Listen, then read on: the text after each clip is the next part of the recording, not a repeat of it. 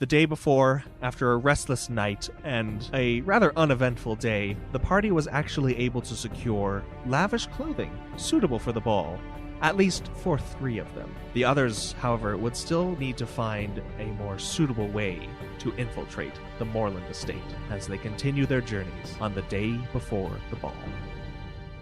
Okay, great. So we're on a journey and everything. We get up, or Mick gets up at least, and, well, I'm going to be in my garb until, the ball comes. Anyways, we can continue on our journey.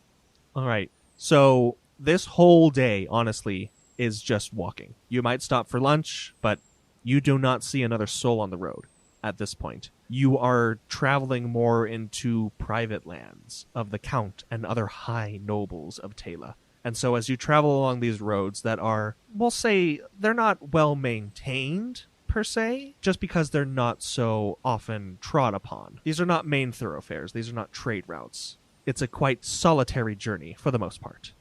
Okay, Luca, during this day, he actually confronts Reese. He goes to Reese and he just says, I am grateful that you decided to come with me and to help me on this journey. But if you will act like you did with that woman, I'm afraid I will not be able to accept your help anymore.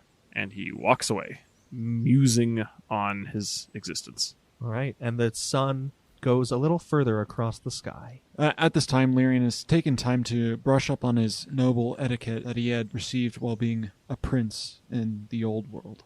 Yeah, that's great, as he goes through his bag and sees his old clothes and maybe practices a few bows in his mind and rehearses a few phrases of politeness. The sun goes even further across the sky at high noon. As they're walking, Efran approaches Reese, and he says to him, Reese, if you would like, I can tell you more about the religions, and perhaps that will shed some light on the disturbing events of the other night. You believe that had something to do with your gods?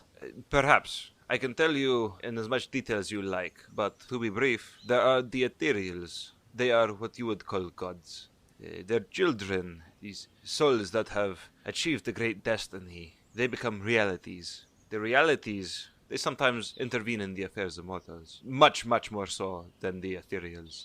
And the Veilors, they were fated to become realities, but they rebelled against the god that chose them, and they spurned their destiny laid out before them. They are denied the chance to become a reality, and instead normally have much more sinister purposes. They too interfere in the affairs of mortals. And I fear that in the light of the events of Merhold, there could have been some interference from a Veilor.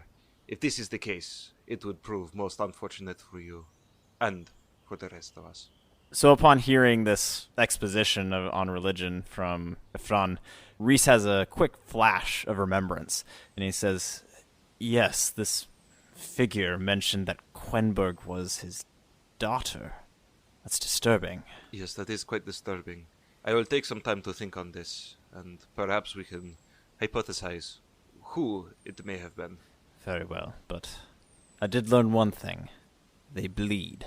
The sun continues to dip in the sky, and as evening comes upon you, you continue your journey, after stopping a few times for short rests and breaks. Mick continues on and is kind of toying around with his dress and his little Demlik garb, if you will. He's like, looks all whimsical as he is. Is he wearing it? No, not yet, because we're traveling, of course. Just like toying with it. Yeah, just toying with it, thinking about the events of tomorrow, and also is searching his belongings. He looks into his satchel and sees if he has enough Lycles, because he knows that the events tomorrow will require his ability to use intent. So the night finally comes upon you, and you're forced once more to take shelter on the side of the road. It rains quite profoundly, maybe even flooding the footsteps and ruts in the road and the dips on the side. So hopefully you made your camp somewhere safe. We did. As morning breaks the next day, you all awake with the shared knowledge that this is the day that Count Algier could meet his end. Luca has an almost nervous energy as they begin to break camp. They're arriving at their destination. This is obviously a big deal for him. So he looks pretty anxious. He's anxious to get moving and make things happen.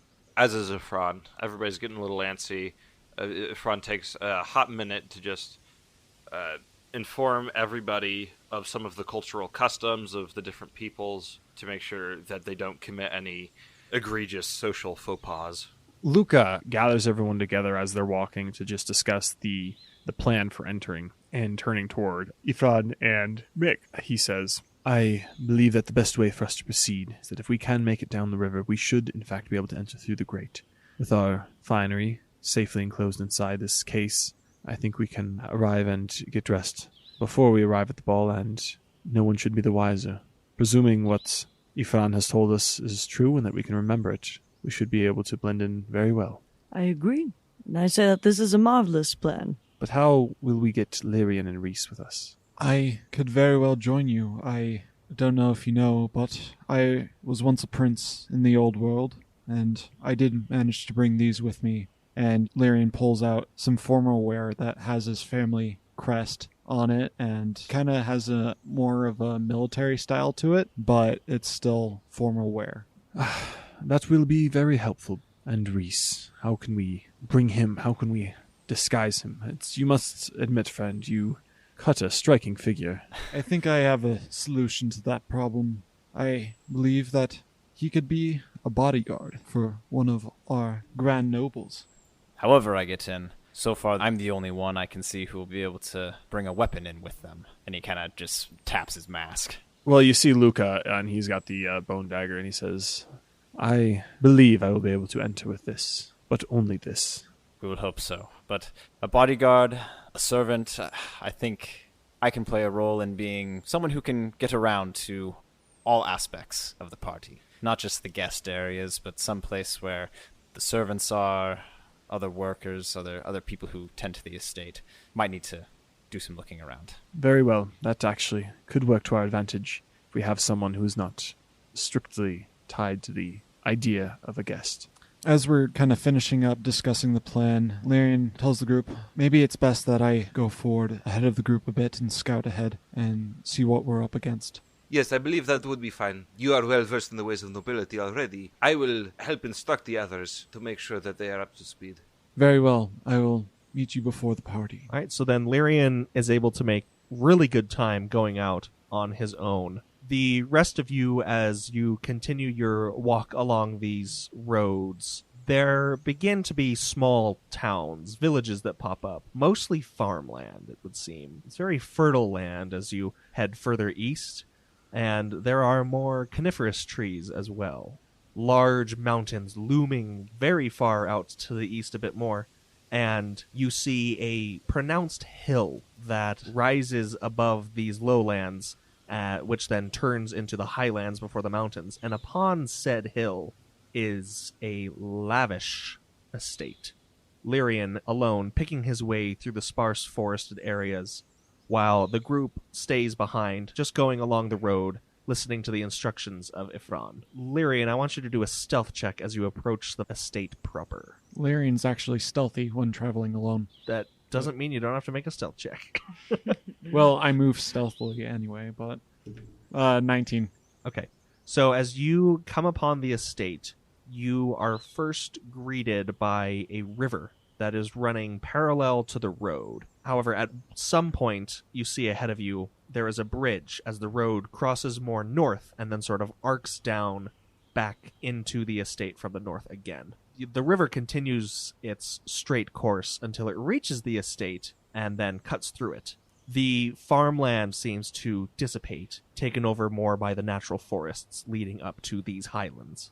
As you look around too, patrolling the walls are plenty of guards in elaborate armor, sallet helms, and holding tall halberds. The same style of soldiers also patrol the roads outside the estate itself, and you actually have to evade one of these patrols as they take some time to walk by. It would probably be best to wait until nightfall to try to enter the estate itself, or at the very least, the evening. Do you continue on to the estate or return to your party? I will return to the party. Okay. So you meet them back a good ways down the road. It's a little past noon now, where you all have gathered just off the road in a small patch of forest to prepare. Lyrian comes back to the group, and he relays the information that he found out. Luca bends over, using the information that he gathered from Lyrian and also what he gathered from the woman. He said, very well, this is the area, as Lyrian has said. Our greatest problem would be that to arrive at the location, we cannot enter from the east. The grate that covers the river and the entrance to the manor is just too tight. However, with care we should be able to swim upriver at least a portion, it's the very end, to enter into the river from the north. However, we need to be careful. This will not be an easy feat, particularly carrying what we need. Do not worry, Luca.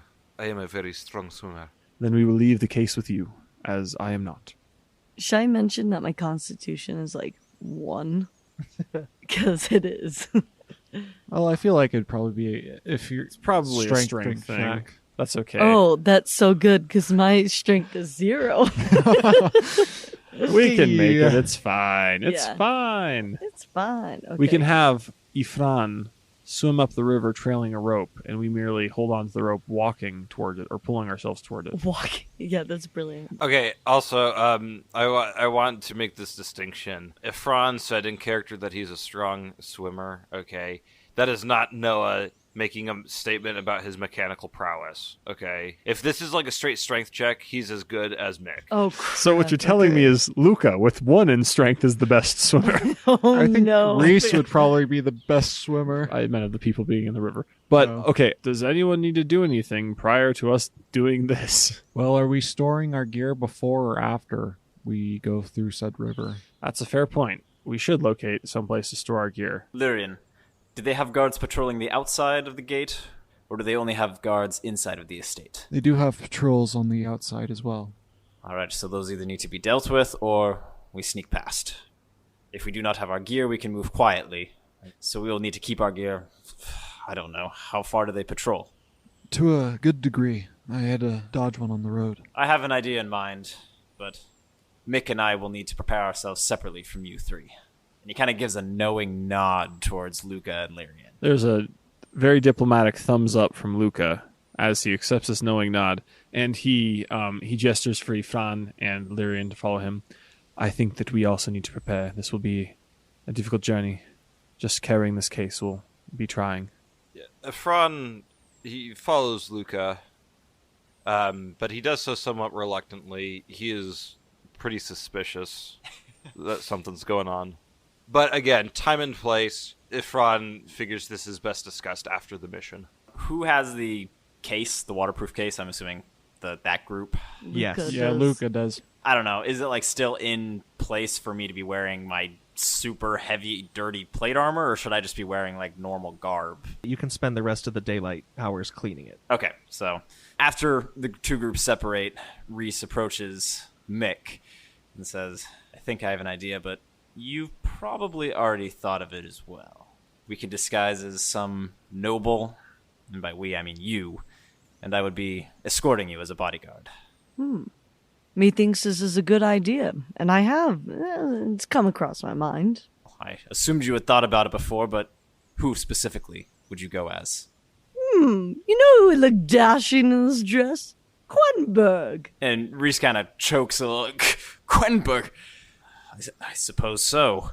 Hopefully she hasn't reverted back to her normal self and is also making an appearance tonight, but that would definitely get us in.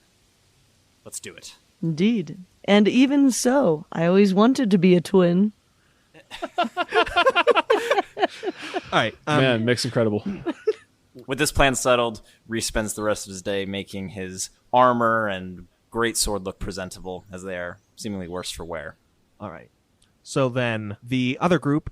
Okay, Ifran, Lyrian, and Luca, they spend their time weaving around the city and giving it a decently wide berth, picking through the forest, so that they can approach it from the north without being discovered by any of the patrols. That takes you a good portion of the day, and by the time you're within reasonable distance of the estate once more, the sun has set beyond the distant mountains, only faint fingers of light still playing among the clouds above you. The group found a place to stash most of their heavier equipment, weapons, and armor and the like.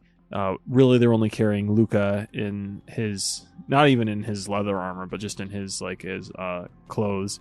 I presume Lyrian as well, and Ifan doesn't use armor anyways. So between the three of us, we're all pretty lightly armed, but we have with us, tightly packed into that chest, all of the finery that we bought, and we are making our way toward the drain under the cover of darkness, hoping to be able to approach, really only having to enter the river at the very end to pass through the drain. All right. So I'm going to require stealth checks from the three of you. This would be a great time for passing no trace. Ifran got a 23 on his stealth roll. I guess I got an 18. No, it's 16. I also got a 16. All right. You have to take extra special care because as the closer you get to the estate, there are some lone patrolmen going through the woods with large crossbows. So you managed to remain undetected. However, you were slightly impeded in your timing. Luca's just feeling, he's ever feeling the pressure, the need for speed, like the tension between, what he's doing. It's just, it's palpable with him. So he's been probably a little less careful than he should have, but having arrived really at the point where it's either let them see us or enter into the river, he prepares himself to go to enter the river, to go up and pass underneath the wall. All right, so at this point, you have arrived at the bend of the river. So it is the point where it has exited from the north part of the estate, and it bends back down to the west. Now, really, at this point, the sound of the river is masking any footsteps you make rather well. And the drop-off from where you are, it's a bit of a rocky little cliff face that goes down about 10 or 15 feet into the river itself. But as you look ahead, where it meets the wall itself and the drain is present, the drop is significantly less intense. Having this, this new knowledge, Luca quickly turns to, his companions. Do you believe that it might be beneficial that we go really until the bottom of the wall there? I think we might have an easier time. There's little chance in my mind that we will be able to swim through this much river. However, if it's merely crossing under the wall, we might be able to make it. We just need to be careful of the guards. Yes, I agree. I believe that it would be best, safest, and easiest to go as far as we can on foot. The three of us set out again, trying to maintain. We're right at the side of the river. We're walking right down the river bank, but we are going to make it, really, if we can, to the base of the wall before just going underneath. And you do so quite easily enough, actually. It is darkening at an exponential rate now as night comes upon you. And you reach the base of the wall with no further interruptions. The drain here is a bit wider. However, the bars, at least above water, seem to be impassable. Maybe what the woman had been referring to is concealed under the river. Is the drain close enough that, kind of standing in whatever the river's left, that we could reach in there and grab the drain and kind of support ourselves on that as the river rushes past? Or would we have to literally swim to it, then kind of grab it? You'd have to swim a good 8 or 10 feet in the river itself and then get to the drain. I mean, Luca, he's kind of got this no time like a present attitude, and he slides as gently as he can, as quietly as he can in the river, and begins to swim his way up. He's carrying with him, wrapped around his waist, a length of rope that the others could use after he has arrived at the grate. He could tie it to the grate, and they could use that instead of having to swim to just pull themselves to the grate. All right, go for it. You'll have to do a strength check as you enter the river, and a constitution check because this water is ice cold. It's quite a shock to your system, really. The strength check is 15. Okay. And the constitution check is 18. So you were able to withstand the water a bit more easily than you're able to move through it. But you are able to push your way forward.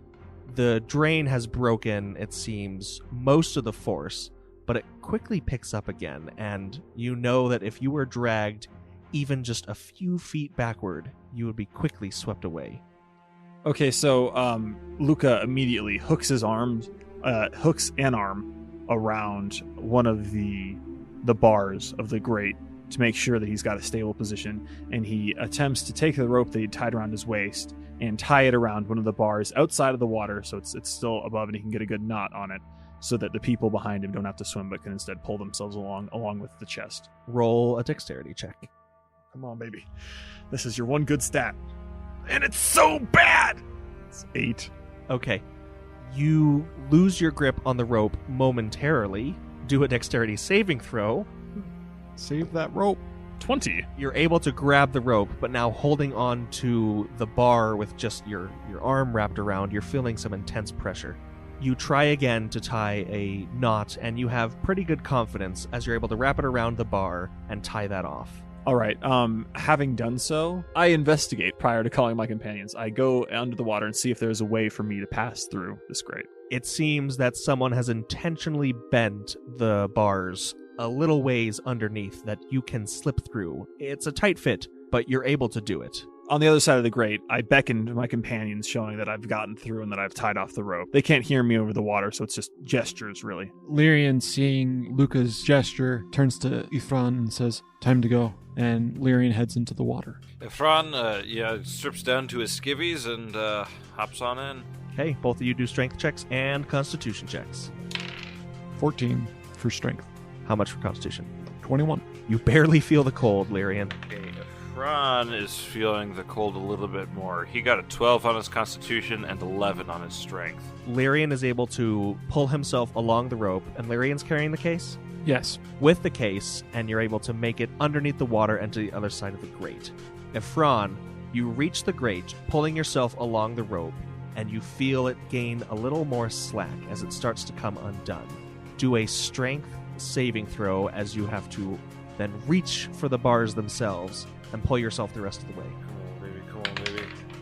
Oh, yes, 17. You grab tightly onto the bars right as the rope slips free and pull yourself underneath the grate and on to the other side. Nice. The three of you are now inside the estate. You're able to pretty easily then make your way out of the river onto dry ground and get changed. Lyrian grabs the box and hands Luca and Ifran their outfits. Luca dons his red and gold outfit, taking special care to wrap the scarf, or the head wrap tightly around his head. In the manner, trying to imitate the manner that was shown by Ifran, but it's questionable about the appearance. Efron, he gets dressed in the formal wear, looks at Luca and Lyrian, gives a little nod of approval, smiles, and says, "Well, gentlemen, shall we proceed?" So Mick and Reese are traveling along the main road, taking the long arc north and around until you come to what's known as the Barrow Gate on the north side of the Moreland estate. The entrance is well guarded by, like I said, these ornately armored soldiers.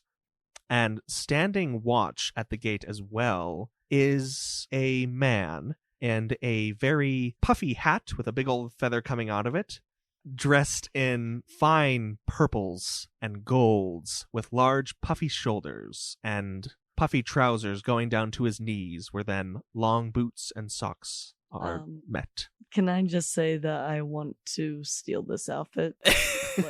Deeply. I might have to just steal this outfit. Okay. All right, so why don't we take a second, though, before this, and Mick, you tell me what you do. What happens is of course, I get into my dress. We're far away off, so nobody sees us. And then I close my eyes and I transform before Reese's eyes into Quenberg. The spitting image.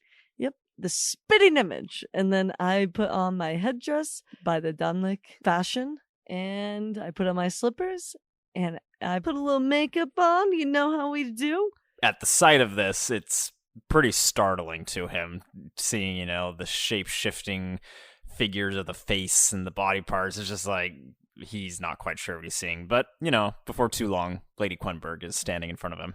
And I lean towards him and I say, "Tell no one of this. It'll be between us." And that's it. And then we proceed. And Reese just kind of chuckles and shakes his head.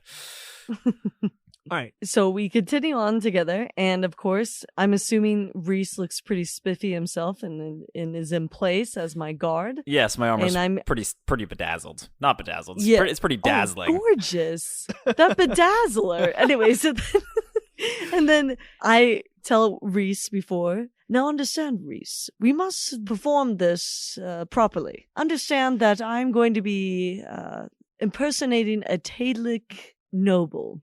Act accordingly. Follow my lead." After she says that and she turns, Reese kind of lightly grabs her shoulder. "And what will you be addressing me as? I doubt you want to be throwing around my real name in there." "Perhaps Bernard, because it seems nice." Bernard? He sounds like a Sir Percy to me. Oh my gosh. Sir Percy was my horse. So Percival. Okay, Sir Percival. Or but he's not Sir. or you can just call me Reggie. Why Reggie? How about Regent? Sure. Okay. Well, in this case, I will address you only as Regent. Very well. Okay, come along, Regent. And he follows. So as you come right up to the man in the purples, he looks at you and he recognizes you instantly. And he kind of just folds his list and his quill pen behind his back and gives you a deep bow and says, "My Lady Quenberg, it is an honor to see you at the Moreland estate. I was not informed of your coming. I apologize greatly. We would have had a carriage come out to meet you and bring you the rest of your way, and we wanted to, of course..." Please, the pleasure is all mine. Thank you for having me at your estate. Forgive the voice. I'm afraid I come down with something. May we come in? Of course, my lady. I will make preparations immediately. However, and he then stands up and takes the list out once more. I was not informed of this change. If you will wait just one moment, I will grab someone who is in more of a position to know the intimate details of the guest lists. But that won't be necessary. See, this is a bit of a surprise for our dear Count. If you just let me slip by, and my guess, this will remain between the two of us. He'll be so shocked to see me. I apologize, my lady, but I cannot break protocol. Do a persuasion roll, Chris. Okay, swell. I got 29. Holy crap. Okay. I persuade the crap out of that guy, and he gives me his firstborn son. You might as well. Yeah. And his clothes. Yeah. Yes. Oh, forget that. And his clothes. So at the little intonation that this is some kind of secret that he would have with you, he reads that almost in like a flirty manner, and he blushes quite intensely, and he's like, "My lady, I am unfit. I am unworthy of your presence. Please." He turns to one of the guards and says in Taelic, so Reese can't understand him, but Mick can. He says, "Watch the gate. No one else comes in. I will be taking the Lady Quenberg to the Count himself, or at least as far as I'm allowed. Until I come back, no one is to enter the estate." Wow. And then back to you and Reese, he gives another deep bow and says, "Please, Lady Quenberg, follow me. I will take you as far as I can inside the estate. I myself am not permitted into the inner chambers of the ball, but I can give you a greater picture of what is to expect in this wonderful location. I must ask, though, however, your friend here, he is adorned with the proper attire, but you yourself are missing a mask. Are you not carrying one on your person?" I am not. Again, this is so unexpected, planned by me, unexpected by others. And so therefore, I'm afraid I did not have a mask. That was great. "Well, my lady, I hope I can remedy this immediately. Please, come with me." And he turns on his heel and struts into the keep. Gorgeous. Gorgeous. Come along, Regent. And Reese attempts to walk in. He still has his like big great sword and shield on his back. Are they going to let him just walk in with that, or? So far, yes. Okay, so yeah, he's just strolling in behind her, looking rather gentlemanly and bodyguard-like. So you pass through the barrow gate, and on either side of you are some tall buildings that look to be different types of either private abodes or maybe a games house where there's a lot of smoke drifting out of the windows, flickering candlelight, and boisterous laughter on the inside. However, right in the middle, going past these two buildings on either side of you, is a large plaza filled with sparkling torches and people of all kinds in the most lavish gowns and attire that you have ever laid eyes upon. All of them wearing masquerade masks. A bit to the left, or in this case it would be the eastern part of the estate, there's the river itself, and then two bridges, one larger on the north side and a smaller one on the south. And across those bridges is a sort of, it looks almost like a small village. The buildings are immaculately built and still as beautiful as the others, but there are no torches burning, and there are no party guests there. If anything, It seems to be closed off as two guards in even heavier armor and carrying larger weapons stand at the bridge. The man in purple says, "Please, if you'll follow me to the Red Gate. It is not customary for guests so honorable as yourselves to be here in attendance without a mask, and of course even less customary to enter the servants' village. But I assure you, I have only the best intentions at heart, and I beg for your forgiveness." And kind of at this, Reese steps forward. "I will accompany you to fetch the mask. Surely you will not make the Lady Quenberg accompany you to the servants' area." Of course not. At this point, out of the corner of Mick's eye, on the west bank of the river, the side where the party is taking place, you spy 3 individuals crawling from the river and then quickly melding into the shadows by this large gaming house. So understanding this, and what is the name of the guy in the purple? You never asked. Oh, excuse me, dear. What? Yes. Oh, I hate to be a bother, but I was wondering, sometimes I can be very finicky. I was wondering if you could bring back multiple options for masks. Why, of course, my lady. How many would you desire? Let me think. 4, exactly. No more, no less. Yes, a reasonable request, to be sure. If you would not mind, he says, turning to Reese, I would ask you to also leave your weapons in the servants' village. You can retrieve them, of course, after the ball. Of course. And he offers a slight bow. Very well, my lady. These 2 fine guards will keep watch over you. He motions to the 2 guarding the bridge. Meanwhile, if your regent, as you have called him, will follow me across the bridge into the village, we will obtain some masks for you to try on. Excellent. So he makes his way quickly across the bridge. Does Reese keep up with him? Yeah, Reese doesn't want to let this guy out of his sight. Can you ask him about his outfit and if he has an extra one? Just in case. So yeah, Reese kind of has to scramble after this guy to keep up because he's moving at breakneck speed. He wants to impress Lady Quenberg. Okay. And he arrives at a certain house that seems to be more of a general storehouse, and he says, Please, I will take your sword and your shield if you would not mind. Of course. My sir. And he takes the great sword off of his back. He also takes the javelins out of his butt. I don't know. Even the You ethereal stowed is the like, where javelins. did you Yeah, get that? put them outside. So Reese hands over his great sword and his shield. Thank you very much, sir. And he opens up the storehouse with a set of keys, places those 2 a little ways inside, and then closes the door and locks it once more. Okay.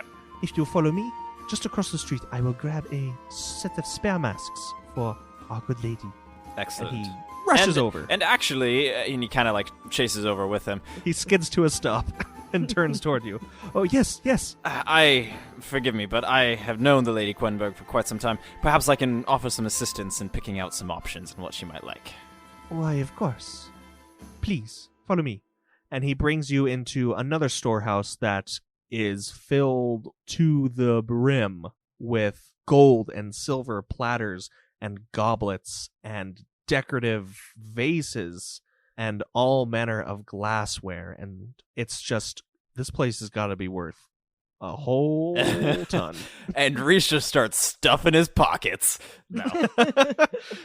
So Reese enters the room and he's looking for 4 masks that are, similar enough in nature, and they're not so extravagant as to draw undue attention to themselves, but they are, ornate enough to show a certain element of class.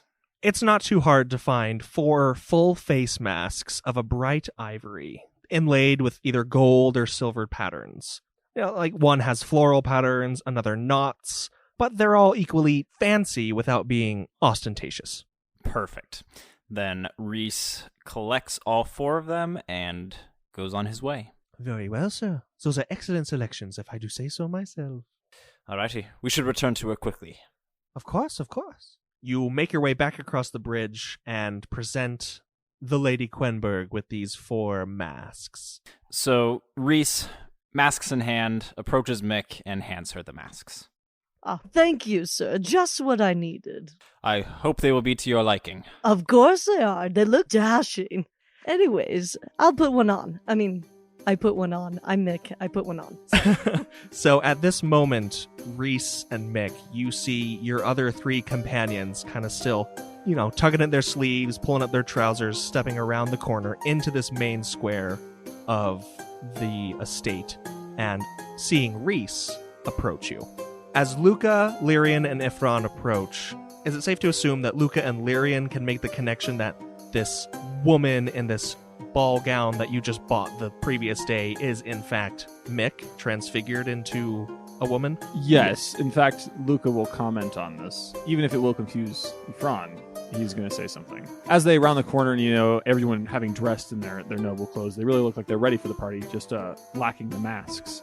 Luca walks up, he sees Reese, who has his usual mask, and he sees Mick.